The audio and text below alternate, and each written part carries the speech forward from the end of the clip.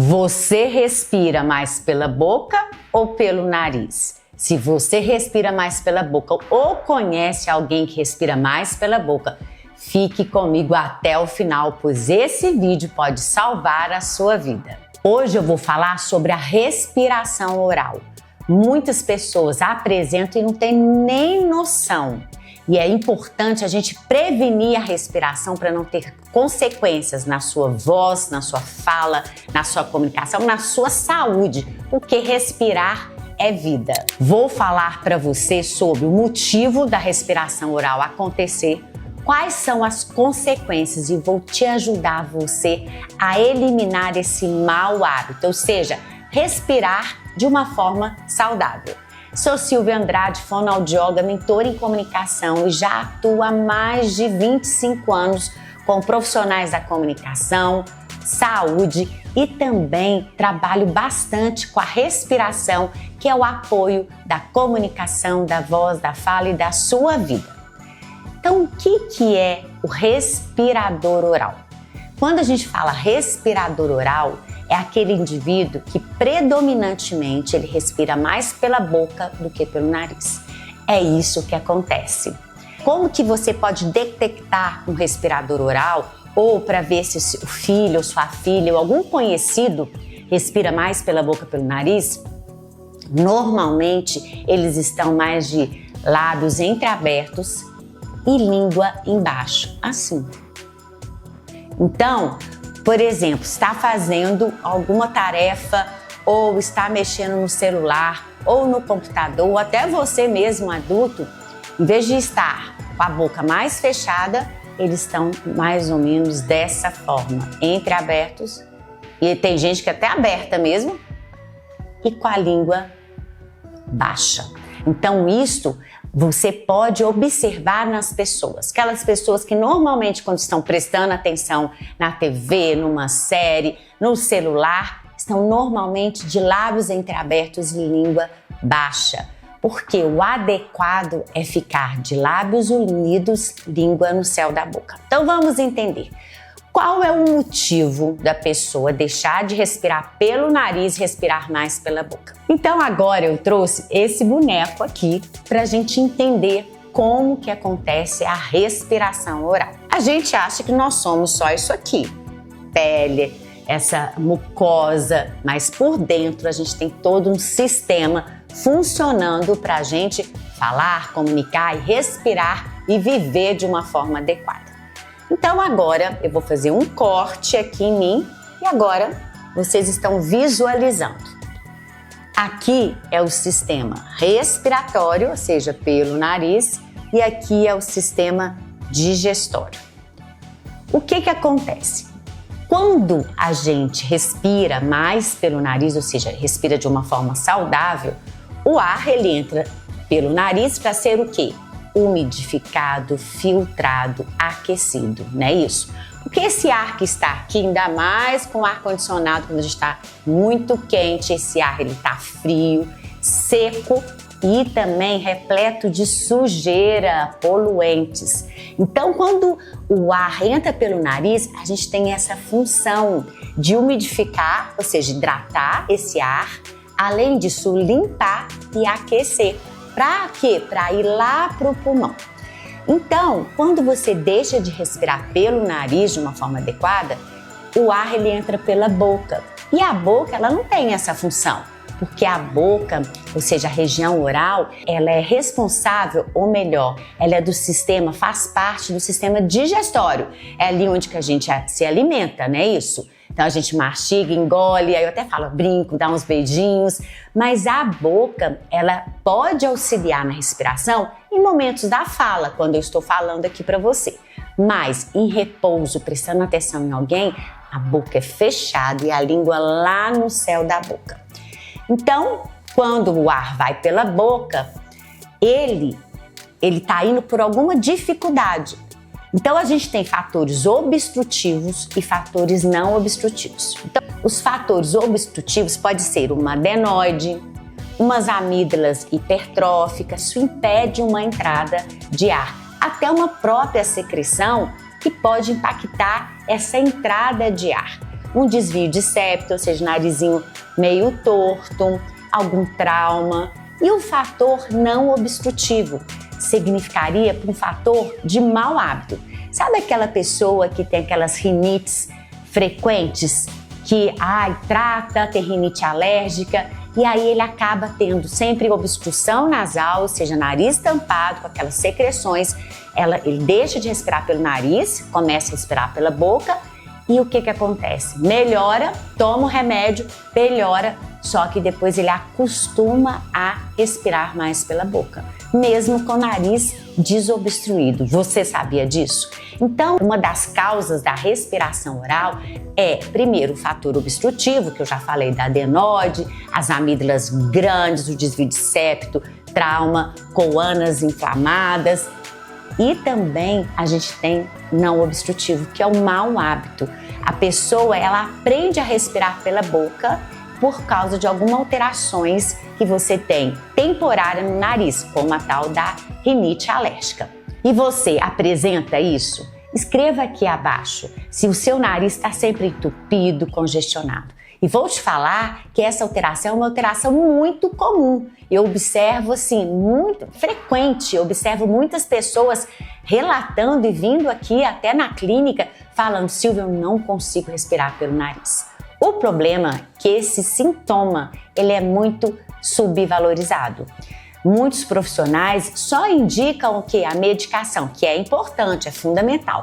Mas quando se torna um mau hábito, o que é fundamental fazer? Fazer um treinamento funcional dessa respiração. Então vamos voltar aqui. Quais são as consequências, Silvia, de respirar mais pela boca do que pelo nariz? Vou te contar agora. Visualizando aqui, normalmente a língua, tá? Ela fica lá no céu da boca, desde o seu nascimento. Bebezinho, quando nasce, a linguinha fica lá no céu da boca. Por quê? Porque isso lá no céu da boca, que a gente chama de palato, lá em cima, ele ajuda no crescimento crânioencefálico, no crescimento todo dessa região. Então, essa língua posicionada no lugar certo vai ajudar nesse desenvolvimento crânioencefálico. Quando a língua ela fica mais embaixo, sabe o que acontece? Ela impede, ou melhor, há uma alteração nesse crescimento. Quando a língua fica embaixo, o céu da boca ele fica mais encurvado, pode ter alteração nos dentes, pode ter alteração na postura. Então, essas alterações crânioencefálicas podem ser causadas por uma má postura de língua e os lábios entreabertos. Por quê? Porque a pessoa respira mais pela boca do que pelo nariz. Então, isso pode acontecer desde a infância. E quais outras consequências? Consequências de falta de atenção, desatenção. A criança ela fica mais inquieta, a criança ela não consegue dormir direito, ela pode ter ronco, o adulto pode ter apneia obstrutiva do sono, então sono agitado, enurese noturna, fazer xixi várias vezes. Então tudo isso pode impactar na atenção, na comunicação, na fala, alteração de movimentação da língua e lábios adequadamente para produzir alguns sons. Então, tudo isso afeta diretamente na vida do indivíduo. E eu acredito que eu já falei da desatenção. Sim, o respirador oral é aquele que fica na aula, fica com a boca assim e lábios entreabertos e a língua embaixo e fica desatento, porque a postura da língua em cima auxilia na atenção. Então, eu já falei o que causa, já falei das consequências. Agora nós vamos falar do tratamento. Um fato fundamental que eu uso diariamente é a lavagem com soro fisiológico. Então a gente tem, vou falar para você, duas formas, tá? Isso aí foi idealizado com a minha experiência.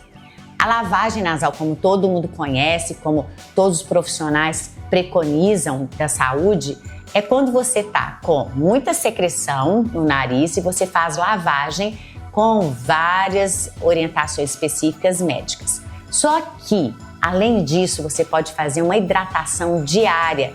É como se fosse você beber água pela boca, você vai beber água pelo nariz, você vai hidratar. Então, toda vez que você hidrata seu nariz,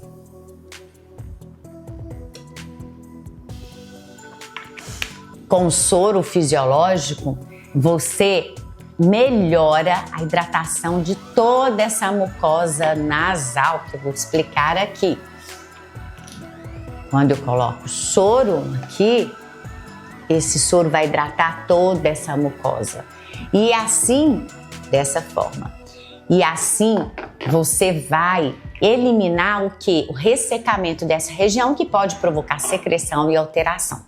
Então, a hidratação ela é fundamental diária, principalmente nesse tempo muito quente, com o uso do ar-condicionado. Então, hidrate pelo menos 3 vezes ao dia para hidratar essa mucosa, para a gente evitar que esse nariz fique congestionado. Porque é fato, aqui entope, fica obstruído, congestionado, o que acontece? Você começa a respirar pela boca. E o que a gente não quer é que você respire pela boca, tá? Segunda questão, prestar atenção, ou seja, ter sua autoconsciência, aonde está a sua língua e os seus lábios. Normalmente a língua ela está lá no céu da boca, dessa forma, e lábios unidos. Então, primeira coisa, você vai perceber, aonde que está a minha língua? Ok, tá lá no céu da boca. E os meus lábios unidos. Está tranquilo para eu fazer isso? Isso você vai fazer lembrar o tempo todo e até antes de dormir. Prestar atenção na sua postura de lábios e principalmente no posicionamento da língua no céu da boca. Aqui, vou mostrar para você essa boca aberta, que aqui não, a gente não quer boca aberta, e sim boca fechada, mas o posicionamento da língua, sim, a língua lá no céu da boca, direcionado para o céu da boca, porque isso... Opa. A língua direcionada para o céu da boca, sim, lá no céu da boca, para quê? Para você respirar melhor e fechar os seus lábios de uma forma adequada. Porque se a língua cai, olha o que acontece. Quando a língua cai, você abre a boca. Então, você tenha consciência como você está respirando. E outro fato, a terceira dica fundamental e mais importante, treine a sua respiração nasal. Toda vez que você ficar com os lábios fechados, língua no céu da boca, você vai inspirar e expirar pelo nariz, ó, mexendo aqui com a barriga, dessa forma. O ar entrou, o ar saiu. Entrou, saiu. Entrou, saiu. Então você vai inspirar e expirar várias vezes ao dia pelo nariz, lembrando que antes tem que fazer hidratação para preparar esse nariz. Se tiver com congestão nasal, com secreção, faça a lavagem nasal, conforme o seu médico pediu. Mas quando for limpar, ou seja, quando esse nariz estiver limpo, ou seja, sem obstrução, você vai fechar os seus lábios, língua no céu da boca e inspirar e expirar 3 vezes, várias vezes ao dia. Não repita muito, porque pode te dar uma tonteira, cuidado. Depois de tudo isso que eu te falei, se você teve dificuldade, não conseguiu colocar a língua no céu da boca, não conseguiu treinar, procure um fonoaudiólogo. Sim, fonoaudiólogo, a gente faz a fonoterapia respiratória, que é o treinamento funcional da respiração, para você respirar de uma forma adequada. É necessário você ter uma boa respiração. Porque o meu slogan é o seguinte: quem não respira, morre. Quem respira mal, vive mal e nem sabe que vive mal. Então não deixe essa respiração oral te acompanhar até o final da vida. Sabe por quê? Porque o que eu vejo com os meus clientes é que quando eles chegam com respiração oral, mais lá para adultez ou idoso, ele já tem toda essa alteração e pode ter a apneia obstrutiva do sono, que é uma das causas de infarto, doenças metabólicas, demências e entre outras. Então, salve a sua respiração. E lembre-se, se toda essa dica você não conseguiu treinar a sua respiração, procure um profissional adequado para te auxiliar.